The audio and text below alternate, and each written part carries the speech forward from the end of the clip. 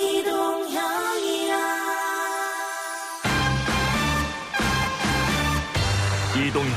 뉴스 정면 승부. 이동형의 뉴스 정면 승부.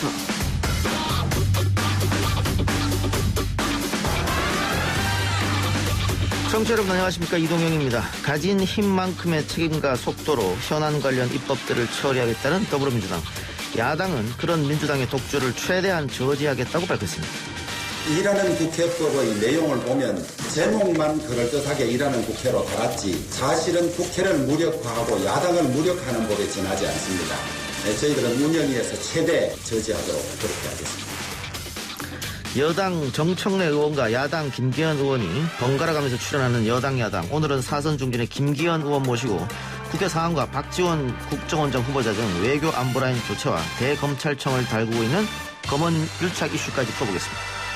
법원이 세계 최대 아동 성착취물 사이트 웰컴 투 비디오 운영자 손정우를 미국으로 송환하지 않기로 했습니다. 법원은 아동 성착취 범죄의 근절을 위해서 손정우 씨의 신병을 국내에서 확보해 수사 과정에 활용할 필요가 있다고 판단했습니다.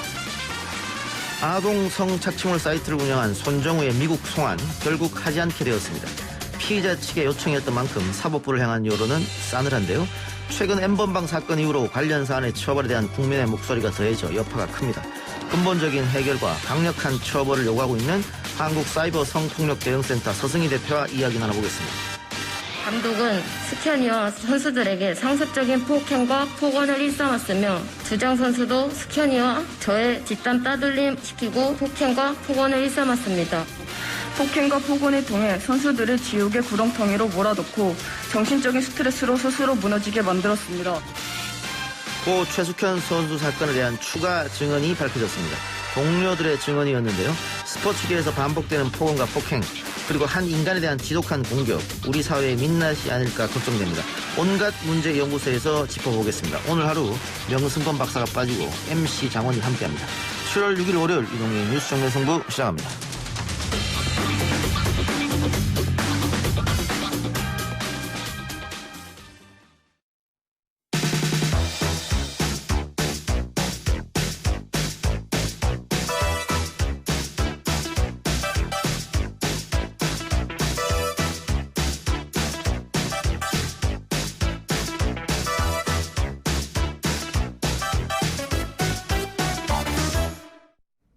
매주 월요일 1부는 여야 중진 의원들의 경륜과 식견을 들어보는 시간이죠. 여당 야당. 오늘은 야당 사선 중진 미래통합당 김기현 의원과 함께합니다. 어서 오십시오. 네, 반갑습니다. 김기현입니다. 자, 오늘부터 임시국회가 시작이 됐는데 미래통합당이 복귀를 했죠? 예, 했습니다. 네. 네, 오늘부터 이제 상임위원회 활동을 정상적으로 하겠다고 대국민 선언도 하고요. 예. 열심히 활동할 겁니다. 예.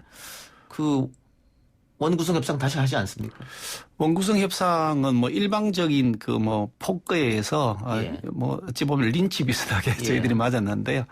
뭐 그렇습니다만은 그럼에도 불구하고 우리나라를 살리고 또 국민들의 걱정을 덜어드리기 위해서 우리 야당이 해야 될 역할이 있다 예. 하는 생각 가지고 그냥 백의종군하는 심정으로 국회 열심히 활동할 겁니다. 백의종군이라고 말씀하셨습니다만 빈손 복귀다 이런 얘기도 있더라고요. 뭐 사실 빈손이죠. 예. 그렇지만 그 빈손은 그냥 외형상 빈손일 뿐이지 내면적으로 그렇지 않다고 봅니다. 많은 국민들이 예. 이 권력이 얼마나 이게 무도한가 뭐 일방적인가 하는 것을 똑똑하게 목격하셨기 때문에 야당의 역할에 대해서 나중에 박수 쳐줄 것이다. 저는 그렇게 생각합니다. 예. 지금 가슴에 리본을 다셨는데 그 리본은 규탄이라고 써 있습니다. 예.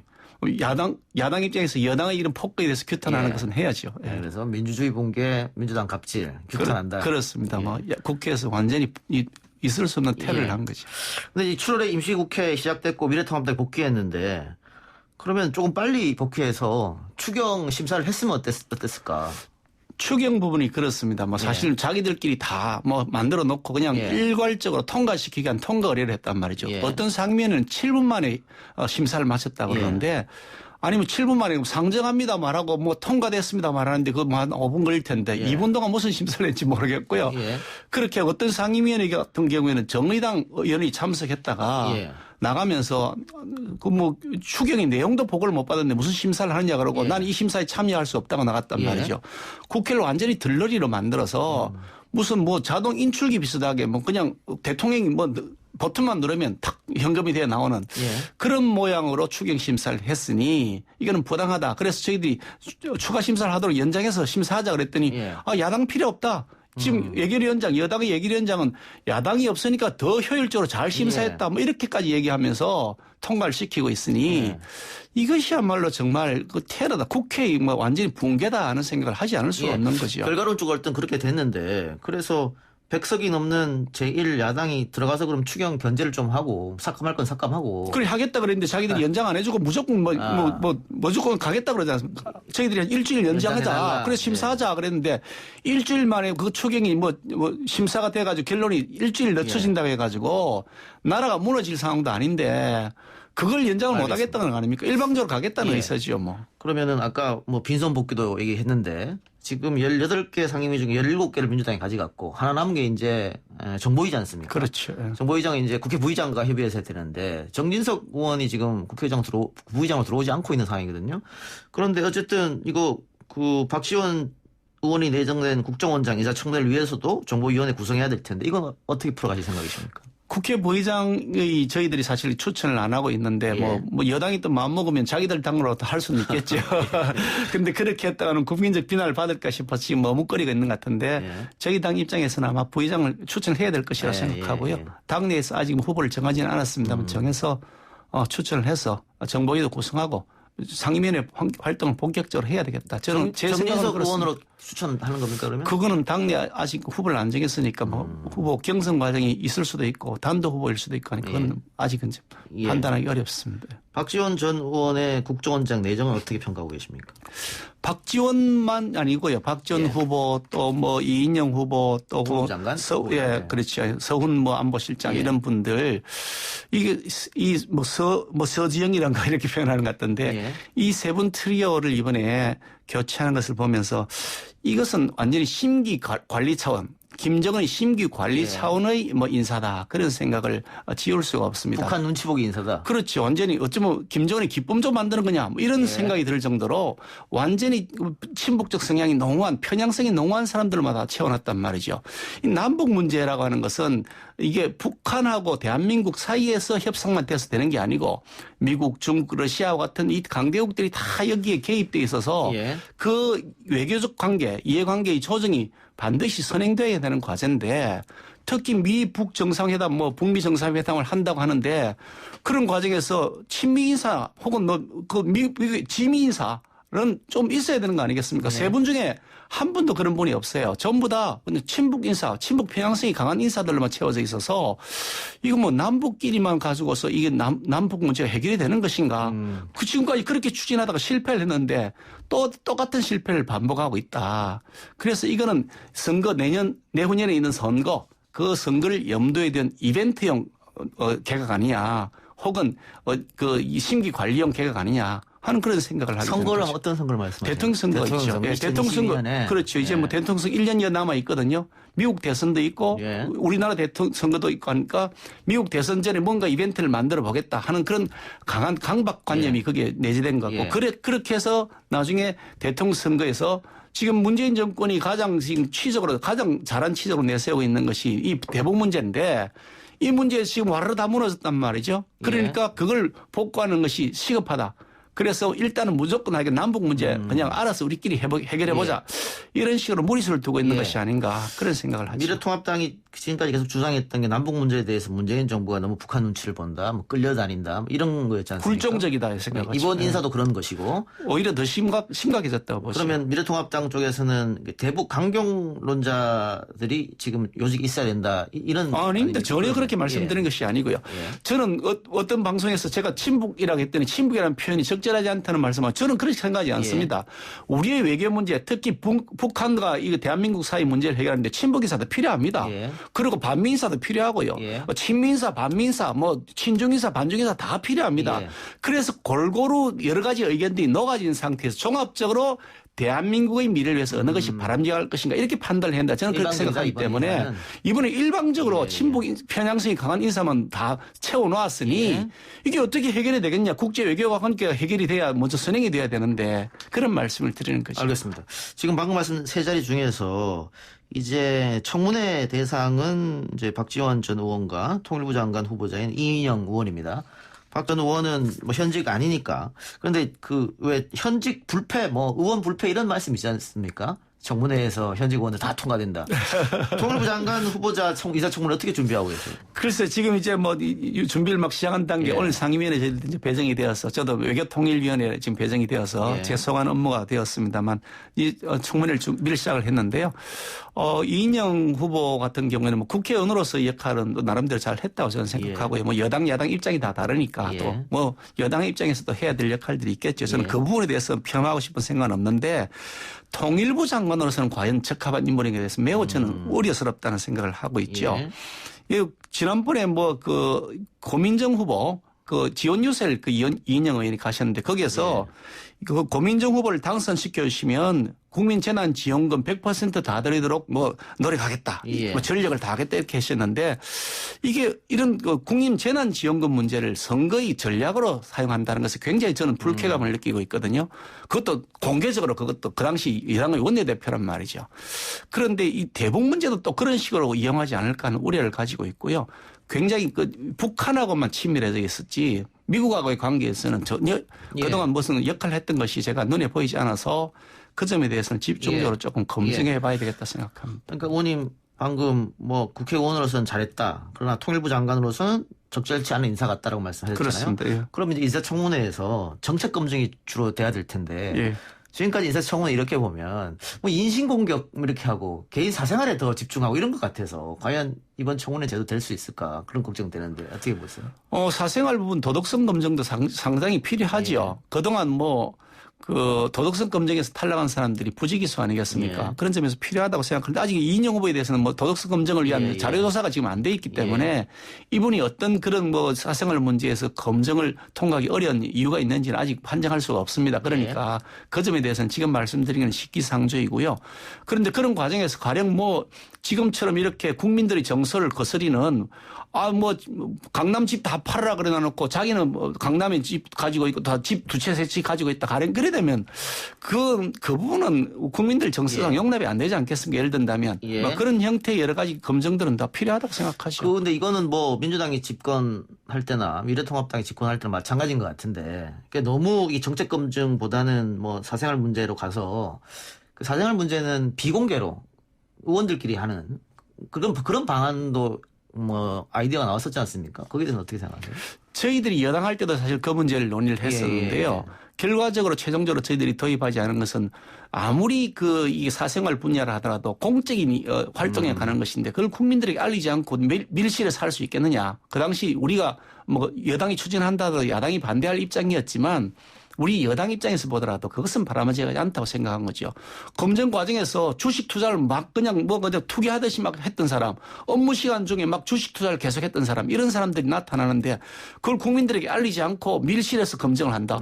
그거 안 되지 않겠습니까? 다 투명하게 오픈해야 된다. 그러니까 그 부분이 가령 이런 부분들이 있습니다. 인신공격적 사유들이 있는 것이 있습니다. 예를 든다면 자녀가 어떤 그런 뭐 이게 그 정신질환적인 문제로 인해서 군대에 못 갔다 그러는데 그걸 갖고서 막 후벼 파서 가족을 망가뜨릴 수는 없지 않냐. 이런 문제들이 있을 때는 여야 간사가 합의를 해서 실제 그것이 맞느냐. 법적으로 문제가 있는지 없는지를 검증을 해보자. 사전에 그 부분에 대해서 검증해서 그 부분에 클리어됐다 그러면 그건 우리가 건드리지 말자. 이런 형태로 한 적이 있었습니다. 뭐 그런 형태는 저는 바람직하다고 생각하는데 국민 모두의 공부를 일으킬 수 있는 검증 사유에 대해서 밀실에서 하자. 그거는 우리가 여당일 때도 우리가 도입을 하다가 중단한 건데요. 그래요. 자, 인국공 사태, 부동산 정책, 뭐 또 17대 0 뭐 이런 여러 가지 영향이 한꺼번에 있었을 텐데 최근 대통령 지지율도 빠졌고 민주당 지지율도 빠졌습니다. 미래통합당 지지율은 약간 올랐고요. 이 여론이 미래통합당 쪽으로 이제 조금씩 넘어오고 있다 이렇게 보시는 겁니까? 어떻습니까?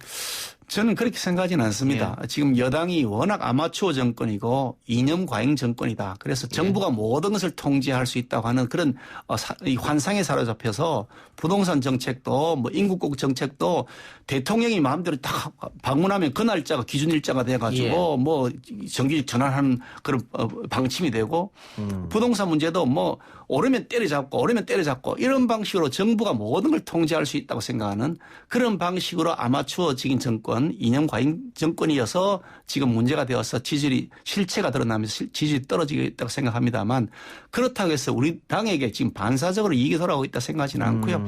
미세하게 뭐 올랐다 그러지만 그건 의미가 있다 생각하지는 않습니다. 우리가 지금 더 실체를 갖추고 수권 정당으로서의 준비가 되어 있도록 스스로를 가다듬는 것이 필요하다고 생각합니다. 죄송한 말씀입니다만 비호감 정당 조사하면 미래통합당이 계속 1위입니다. 그동안 뭐 통계는 그래 나왔다 그러는데 비호감을 줄이도록 노력해야죠.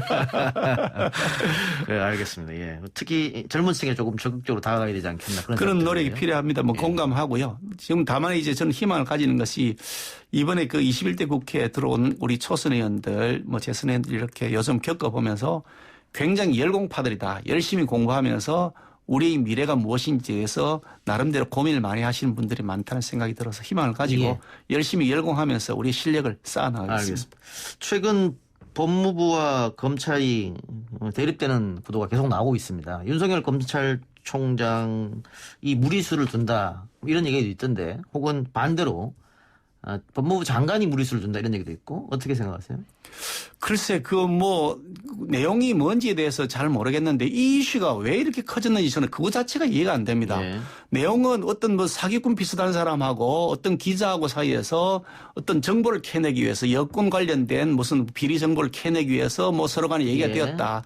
그 과정에서 무슨 검사장 한 사람이 뭐 관여를 했느냐 안 했냐의 문제인데 이것이 대한민국의 법무부 장관과 검찰총장이 저렇게 대립해야 될 그런 중요한 이슈인가? 이게 나라의 뭐 존립과 기반에 관한 것인가? 저는 그 점에서 의문이 있거든요. 그래서 이 이슈가 커진 것이 무슨 다른 배경이 있는 것 같다는 그런 의심을 하고 있죠. 아니 그 제보 의혹이 사실이라면은 선거에 영향을 미치려고 했다 이렇게 볼 수도 있을 것 같은데요. 지금 이 이슈는 선거하고 별 관계가 없죠. 아니 그 당시에. 3월 말이나 4월 초에 유시민 이사장이 관계되어 있는 걸 이야기해달라 그러면 터뜨리겠다 그런 거예요. 근데 터뜨리겠다는 근데 그 녹취록에 보면 그 기자가 낸 녹취록에 이렇게 보면 그게 검사장이 한동훈 검사장이 그렇죠. 동의한 것도 아니고 나는 관심 없다 했다는 건 말이죠. 그러니까 뭐가 팩트인지 자체도 모르겠어요. 그리고 실제로 검찰이 나서서 막 그걸 추진했다고 하는 흔적도 전혀 지금 없잖아요.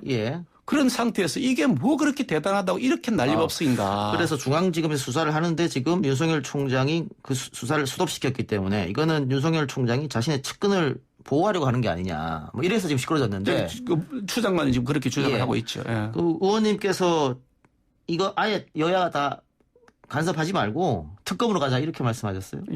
그러니까 이 추미애 장관은 윤석열 총장대로 전문수사단을 중단하라 그랬는데 전문수사 자문단 중단하라 그랬는데 사실은 그 추미애 장관이 장관 취임하고 나서 공문을 내려보내서 전문수사 자문단 활성화시켜서 활용하라고 하는 공문도 내려보냈다는 기사를 봤거든요. 그리고 자기 필요에 따라서 어떤 때는 이거 활용하라고 어떤 때는 중단하라 그런 게 자체가 이혈령 빌령이다. 이게 내로남불 아니냐는 의문이 든단 말이죠. 누구의 말이 진실인지 여부를 가지고 국민들이 지금 이렇게 필권해야 할 이유가 없는 겁니다. 뭐 가령 그게 가다맞다 하더라도 그 강요미수죄라는 죄명인데 강요기수죄도 아니고 강요미수죄입니다. 뭐 죄가 성립되기 전에 중단됐다는 겁니다. 뭐 그런 죄명을 가지고 이렇게 난리법석이냐. 그래서 저는 이 문제에 대해서 여당도 야당도 손 떼자. 그리고 여야가 합의하는 제3의 임무를 그리고 특검으로 내세워 거기에 맡기고 다시 정상으로 복귀하자. 왜 이 문제를 갖고 대한민국의 지금 헌정 질서까지 흔들어대느냐. 여당이 반대할 이유는 없을 것 같은데 어떻게 보세요? 뭐 지난번에 제가 그런 제안을 했습니다만 뭐 여당에서 뭐 TV 토론 나가서 여당 의원한테 제안을 했는데 답변은 없더라고요. 그래 이거 뭐 특검으로 가면은 뭐 객관성이 보장이 된다고 하면 그리고 여야 합의에 통해서 이 문제를 가지고 뭐 정치적으로 지금 무슨 대립할 사안이 아니잖아요. 팩트도 아주 간단한 사안입니다. 그러니까 여야 합의해서 특검을 내세워서 특검법을 만들고 그런 다음에 이 이슈는 딱 정리하고 민생 문제 해결하고 지금 부동산 문제 해결하는 것도 당장 시급하죠. 일자리 문제도 시급하죠. 이런 문제들 지금 더 해야 되는데 지금 뭐 하고 있는지 모르겠습니다.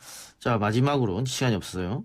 김종인 위원장이 당 밖에 꿈틀거리는 대선 주자가 있다 이렇게 얘기했고 또 당내에서는 당 내에도 있는데 왜 자꾸 당 외 인사를 바라보느냐 이런 뭐 반론도 있었던 것 같습니다.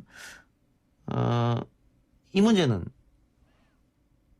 당 내에도 인사가 있고 당 외에도 인사가 있죠. 예. 저는 우리 김정인 위원장이 당외 인사가 있다고 계속 당외에서만 발굴한 점에 대해서는 저는 굉장히 불만입니다. 아니 그거 말이 안 되죠. 예. 당내에서 활동하는 사람들에 대해서 아니 그 비대위원장이 나름대로 평가할 수는 있겠지만 그걸 공개적으로 어떤 사람은 된다 안 된다. 아이고 비대위원장이 무슨 권한이 있습니까? 그런 권한을 준 적이 없습니다. 그 점에 대해서는 저는 잘못되었다고 생각합니다만 당외 인사 폭넓게 저희들이 받아들여야죠. 그래서 제 생각은 당내 인사도 좋고 당외 인사도 좋고 적어도 우리의 가치와 공감을 이루는 사람들을 우리가 포용성 있게 받아들여서 이거 뭐 그냥 슈퍼스타 K 뽑듯이 한번 하자. 그래서 이게 총 리그를 벌여서 한 6개월이든지 뭐 이렇게 잡아서 전국을 순회하면서 토론도 하고 그러면서 그중에 옥석을 가려낸 일을 하자. 그렇게 하면서 우리의 가치를 세울 수 있는 후보를 옹립하면 그 후보를 중심으로 해서 일치 단결해서 국민들에게 예. 지지를 호소하자. 저는 그런 생각을 합니다. 당내 인사들이 차기 대권 지지도 살펴보면 여당 인사들에 비해서 너무 안 떠올라서 자꾸 당외 인사 얘기하는 거 아닐까요? 뭐 그런 측면이 있죠. 그러니까 그런 측면에서 보면 저희들이 아직도 여전히 부족한 것은 사실입니다만 예. 조만간 또 기회가 오지 않겠습니까? 따져보면 뭐 문재인 대통령의 경우에도 사실 그거 뭐 저희 당이 그 여야 그 뭐 이게 우리 여당일 때도요 여론조사하면 우리가 늘 앞서 있었거든요. 예. 그러다 갑자기 뒤집어졌습니다. 예. 그리고 순식간에 뒤집어지고 몇 달 사이에 뒤집어진 거기 때문에요. 예. 아직도 뭐 민심을 끌어갈 수 있는 길이 저희들이 많이 있다고 생각합니다. 알겠습니다. 오늘 출연해서 고맙고 또 2주 있다 또 뵙죠. 예, 고맙습니다. 감사합니다. 예. 1부 순서 마치고요. 2부 기자 언박싱으로 돌아옵니다.